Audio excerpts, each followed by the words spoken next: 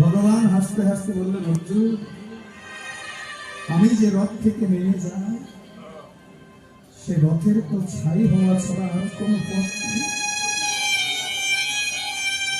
আমি যতদিন থাকি ততদিন এই রথ সচল থাকে, আর আমি যেদিন নেমে যাই সেদিন তার ছাই হওয়া ছাড়া আর কোনো পথ নেই। কোথায় কৃষ্ণ খুঁজছেন? কোথায় ভগবান খুঁজছেন?